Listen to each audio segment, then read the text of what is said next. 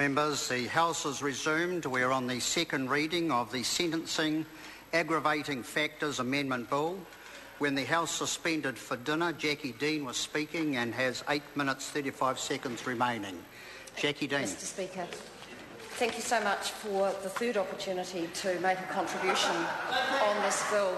You thought the first two were good. Well, you just wait and, wait till you see what I can come up with. Look, it's the same story, and I think it does bear repeating. There are police and prison officers all around New Zealand who, in the course of their duties, come into strife. And I think the key point that Judith Collins, as Minister, has always made is that we need to back our police.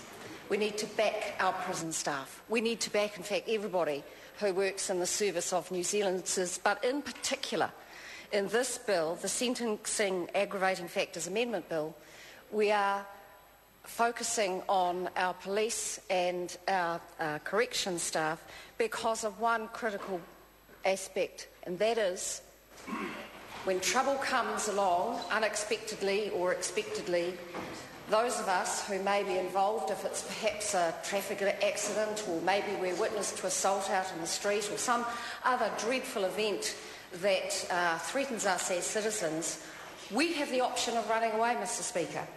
If I wanted to, I could flee the scene. Maybe I hope I wouldn't. Maybe I would stay and help out, but I do have that option.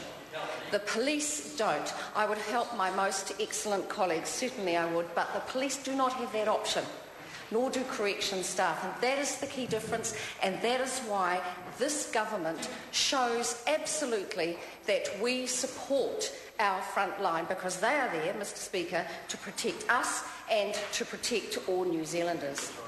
And so, just to go through the detail of the bill, which is a relatively straightforward bill, currently an offence against a law enforcement officer is not an aggravating fact when that person comes up for sentencing. And so, although it might be in practice that the judge takes that matter into account, they don't necessarily have to do so. And so, this bill places on paper the fact that that consideration that police officer or corrections officer who is not able to walk away or run away from trouble, that is an aggravating factor in their sentence. And I have found, and the Minister so rightly points out, they do represent the rule of law, and that is that rule of law that we value so highly in New Zealand. Do you know, the attitude of the Labour Party has disappointed me over this issue.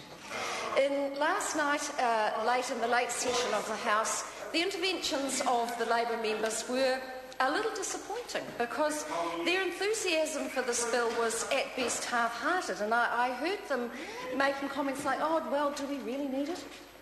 Is it really going to achieve anything? Is this bill going to make any difference? Well, I say to the Labour members, and I say in particular to David Parker, who was rejected resoundingly by the people of the Waitaki electorate on several occasions, and so therefore is not really in touch with his community.